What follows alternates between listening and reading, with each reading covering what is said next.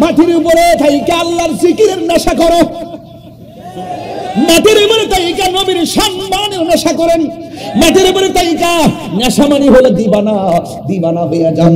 কিন্তু আজকে মাটির উপরে তাইকা গাঞ্জা খাইয়া নেশা করবেন, মাটির উপরে তাইকা বাবা খাইয়া নেশা করবেন, কবরে গেলে আপনার কোনো উপায় থাকবে না। এই জন্য আমি প্রায় সময় বলি, অন্তরে লাইট গাছে আগুন, অন্তরে লাইট গাছে আগুন, পানি দিলে নিবে না জ্বালা, জোরায় না জ্বালা, জোরায় না রে জ্বালা,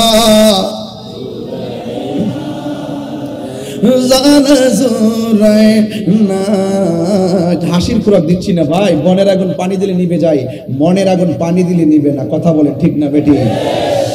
এইটা আমার সাথে সবাই মিলে মিলে বলেন, অন্তরে লাইট গাছে আগুন, অন্তরে লাইট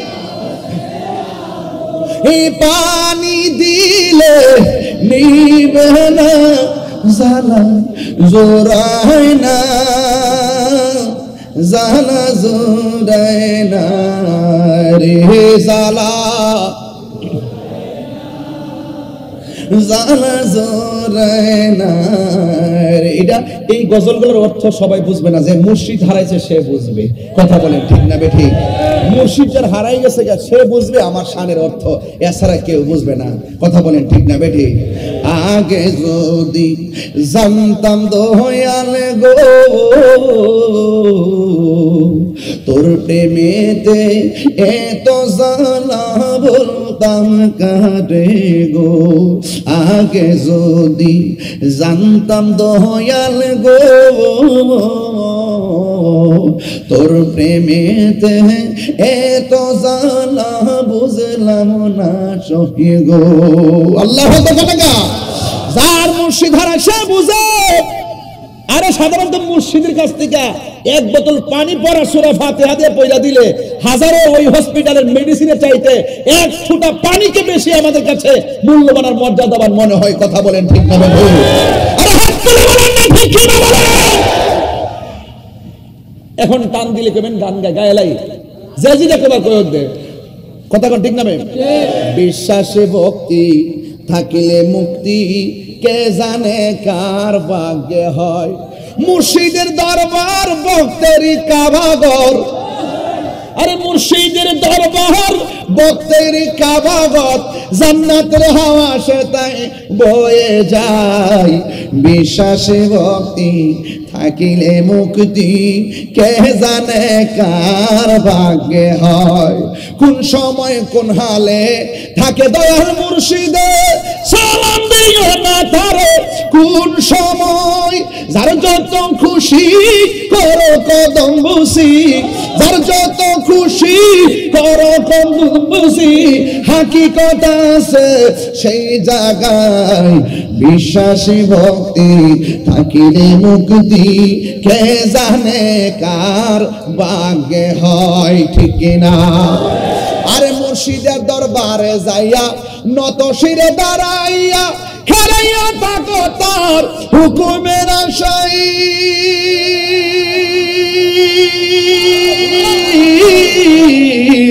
মুর্শিদের দরবারে যাইয়া নত শিরে দাঁড়াইয়া, খেলাইয়া থাকো তার হুকুমের আশায়। দিলে সে এজাজত বসিও আদবের সাথ, আদবে আউলিয়া বিআদবের শয়তান। আমরা সুন্নির আগে গেছে একমাত্র আদবের কারণে। কথা বলেন ঠিক কি না বলেন? আমরা কোরআন শরীফের দোকানের একটা কাপড় যখন কোরআনের গিলাফের রং ধরে, ওই কাপড়টা রাস্তায় পড়ে দেখলে আমরা সালাম দেই। কথা বলেন ঠিক কি না? আমার কথা কি কষ্ট পাচ্ছেন কেউ? আর দিলে সে এজাজত বসিও আদরের সাথে, রহমত আসবে সে জায়গায়। বিশ্বাসে ভক্তি থাকিলে মুক্তি, কে জানে কার ভাগ্যে হয়। মুর্শিদের দরবার ভক্তির কাবাগর। এখন কেউ হুজুর কাবাগর বলেন কেমনে? আরে বেটা তুই তো হাদিসই জানোস না, মগার গর মগা। বাটফারের গোষ্ঠী।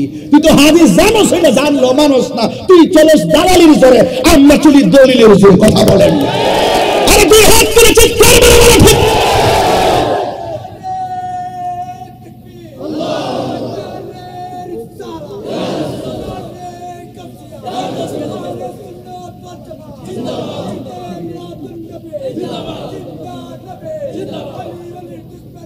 রাখো রাখো রাখো রাখো রাখো। আমরা কি দালালির জোরে চলি না দলিলের জোরে চলি? আমি হাদিস দেখাইতে না পারলে কান কেটে ফেলে দিব। হাদিস শরীফের মধ্যে আছে খানায় কাবার চাইতে মুমিনের দাম বেশি। তাহলে আমি যে কইলাম, আমি কি দলিলের বাইরে কথা বলছি? আপনি হাদিস পড়েন, কিন্তু আপনি ডলার খাইয়া কালার পাল্টান। আপনি যেখানে যে রং ধরা সেখানে সেই রং ধরেন। আমরা সেই রং ধরি না। আমরা ওলি আল্লাহকে ভালোবাসি, মন প্রাণ সব দিয়ে ভালোবাসি। নবীকে ভালোবাসি, মন প্রাণ দিল সব দিয়ে ভালোবাসি। কোরআনকে ভালোবাসি, মন প্রাণ দিল সব দিয়ে ভালোবাসি। কথা বলেন ঠিক না বেঠিক? মুর্শিদের দরবার, বক্তেরি কাবাগর, জান্নাতের হাওয়া তাই বয়ে যায়। আবার কেউ আছে আমার শানের বিরোধিতা করে। যারা বিরোধিতা করে এরা কি করে জানেননি? শুনি জামাটা একবারে শেষ করলিস, আমি বলে শেষ করলিস। তোমরা বাংলাদেশে বসে বলে আমি শেষ করে লিতেছি, এখন আমি বিদেশ যাইতেছি গে। তুমি চা খাই বলবে যে আমি শেষ করে লিতেছি, আমি কফি খাইতে খাইতে নাইতে নাইতেছি, বিমান দৌড়া যেতেছি গে। কথা কোন ঠিক না বেটি? তোমার কত তুমি কো, আমার কাজ আমি করি। এক একটা ফুলের এক একটা গন্ধ। নিন্দা করা নিন্দা করুক, নিন্দা করার সব, যার নিন্দা করলে কি ক্ষতি আমার? কি ক্ষতি আমার? এটাই সঠিক কথা। নিন্দুক নিন্দায় কিছু আসে যায়, তবে যারা সমালোচনা করে আসলে হেরা ফারেন আর কে লাগে করে, ফারলে আবার এরাও গাইলে হইলে, এরাও গাইলে হইলে, ঠিক না? আমি শুনি ওদের ক্ষতি করে লেছি। যে জায়গাতে আমি কাজ করি এই জায়গায় তুমি আপনার ডরই যেতেন না। যে জায়গায় যা আমি নারাই তাকবীর আল্লাহু আকবার নারাই রিসালাত লেখাই, আপনি তো ওই জায়গায় গিয়ে আলোচনাই করবেন না। এমন কিছু মাহফিলে যে জায়গা দেখি নারাই তাকবীর আছে, নারাই রিসালাত। এরপরে বললাম যে কিরে বাবা, এই পুস্টার মধ্যে সভাপতি আছে, প্রধান অতিথি আছে, প্রধান বক্তার সবার নাম আছে, যেই নবীর নামে আলোচনা হবে সেই নবীর স্লোগান নাই, তুই একটা গাদ্দার। এরপরে কথা ঠিক আছে তো? কেমনে হিসাবটা মিলাইছি দেখছেন নি? আবার কিছু কিছু মাহফিলে যাই দিই নারে তাকবীরও নাই, নারে রিসালাতও নাই।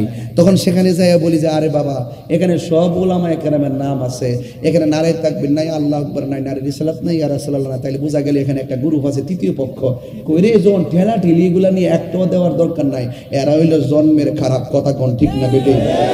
এরপরে ওই জায়গার মধ্যে এইগুলা বলি। কোন এলাকাতে মাহফিলে গেছি, হুজুর 22 বছর ধরে কিয়াম চলে না, আপনি কিন্তু হুজুর আজকে এটা কইরেন না। আমি কই তুই কস কিতা খাওয়াইবে, আমার হাত ধোয়াইতে না? আমার 3 বেলা 10 প্রকার আইটেম দিয়ে ভাত খাওয়াইবে, আমার হাতটা ধোয়াইতে না? কইটা কি তাকে এইটাই তো এইটা সব কইতারম নবীর কিয়াম না করলে কি আমরা শান্তি লাগে রে না?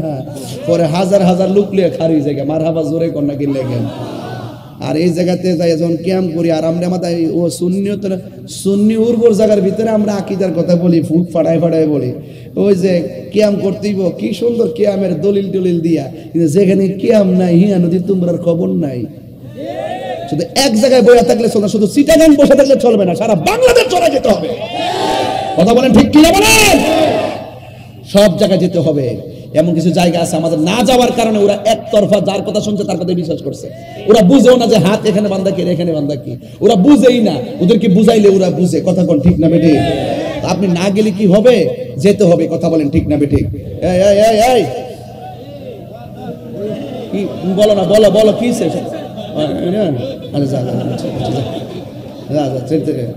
ইয়া রাসূলুল্লাহ, দুইটা হাত তুললে কি গুণ হইব? তুলেন না, তুলেন না। ইয়া রাসূলুল্লাহ আল্লাহ, ইয়া রাসূলুল্লাহ, তুমি জীবন তুমি মরণ, আধার ঘরে তুমি জীবন তুমি মরণ, আধার ঘরে তুমি মুদের পাড়ের তরি, তুমি তুমি নিদান তোরা वाला या रसूल अल्लाह माशाल्लाह সবাই পারে না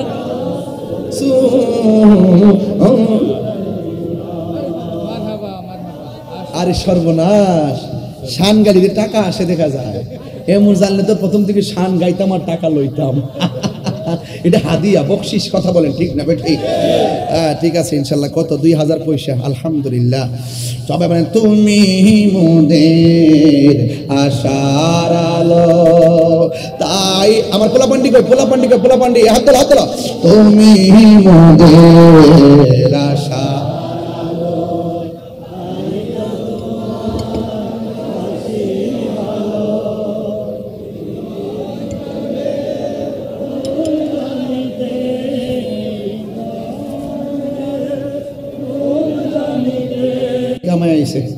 ইচ্ছা মতে আবার জোরে গান বলেন তুমি মোদের আশার আলো তাই তো তোমায় বাসি ভালো তুমি মোদের মাশাআল্লাহ মাশাআল্লাহ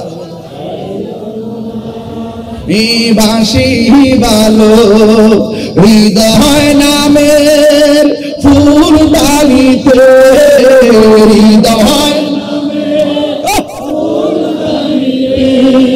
গেথে রেখেছি প্রেমের মালা ইয়া রাসূলুল্লাহ ইয়া রাসূলুল্লাহ ইয়া রাসূলুল্লাহ সুবহানাল্লাহ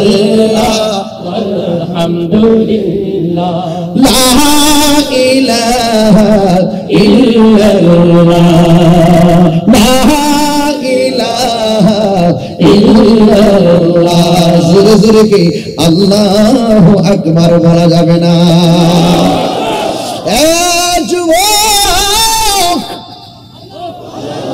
আমি বলছিলাম যারা আল্লাহকে ভয় করে তারা নীরবে নীরবে চোখের পানি ফালাইয়া কান্দে কাঁদলে গুনাহ মাফ হয় কাঁদলে সিনা সাফ হয় কাঁদলে আল্লাহ রাজি হয় কারণ জাহান্নামের আগুন কোনো কিছুকে ভয় পায় না জাহান্নামের আগুন ভয় পায় আশিকের চোখের পানিকে নাকি মামা আশিকের চোখের পানিকে জাহান্নামের আগুন ভয় পায় আল্লাহর ওলির জীবনী তালাশ করে দেখেন তাদের দিলটা বড় নরম থাকে মানুষের সঙ্গে নরম ভাষায় কথা বলে ছোট মানুষ দেখলো তাদেরকে সালাম দেয় আল্লাহর ওলিদের মাঝে কোনো হিংসা নাই অহংকার নাই রিয়া নাই কাম নাই ক্রোধ নাই আছে শুধুমাত্র প্রেম আছে শুধুমাত্র প্রেম এমন একজন আল্লাহর ওলি রাস্তা দিয়ে রওনা হয়েছে আর রাস্তা দিয়া যায় এখানে আমার কাছে অনেকে গজলের আবদার করছে পরে বলবো ইনশাআল্লাহ ইন দি মিন টাইমে রাস্তা দিয়া যায় কোনো মানুষ নাই তার আত্মীয়র বাড়িতে যাবে ও বন্ধুরে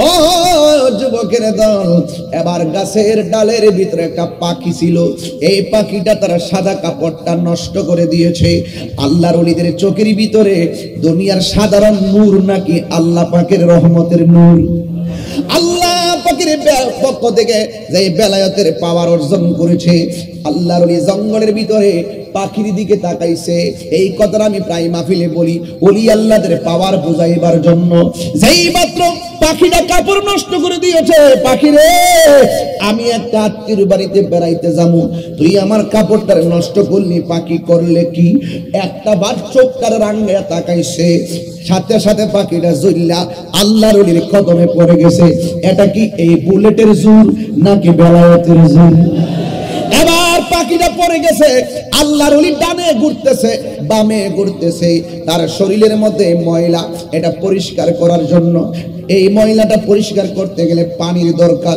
একটা বাড়ি তালাশ করতেছে পরে জায়গা পরের জমিন ঘর বানায় আমি রই আমি তো সেই ঘরের মালিক নয় আল্লাহু আকবার কোন কেন এ আমার যুবক এবার আল্লাহর ওলি পানি তালাশ করে ওই পানি তালাশ করার পরে আল্লাহর ওলি হঠাৎ করে দেখতেছেন একটা কুঁড়ে ঘর দেখা যায় ঘর যদি থাকে নিশ্চয়ই মানুষ থাকবে মানুষ থাকলে পানিও থাকবে খাবারও থাকবে আল্লাহর ওলি মনে মনে চিন্তা করলো, মানুষ যদিও না থাকে, বাড়িতে নিশ্চয়ই টিউবওয়েল আছে বা কূপ আছে, অবশ্যই পানি আছে, এই পানি দিয়ে আমার ময়লাটা পরিষ্কার করব।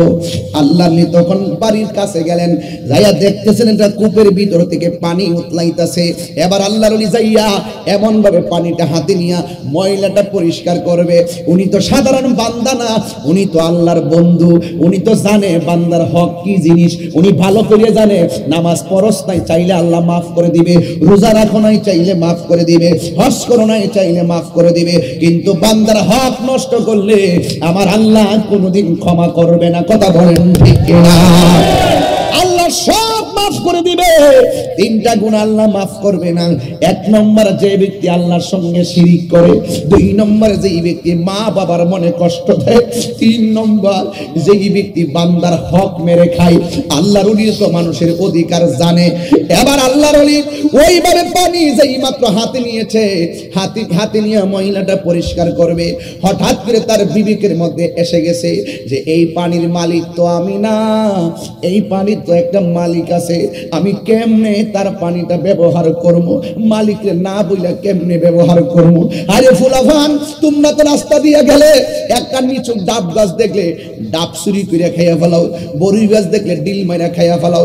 তুমি জানো নি বান্দার কাছ থেকে ক্ষমা নিতে না পারলে তুমি আসামি হইয়া যাইবা। কথা বলেন বাজি ঠিক না বেঠি? এবার আল্লাহর ওলি ওই পানিটা ঢিল মাইরা ফেলাইয়া ঘরের দরজার দিকে তাকাইছে, তাকাইয়া দেখতেছে ঘরের দরজাটা ভিতর দিয়ে লাগানো। যেহেতু ভিতর দিক দিয়ে লাগানো, কাজ হইয়া গেছে, ভিতরে নিশ্চয়ই মানুষ।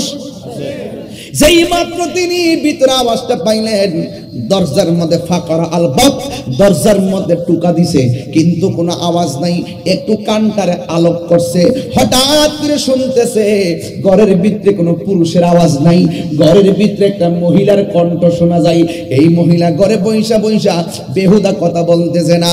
ওই আল্লাহর ওলি আর কানটা লাগাইয়া দেখতেছে ওই ঘরের ভিতরে এই মহিলাটা করুণ সুরে আল্লাহর কালাম তেলাওয়াত করতেছে।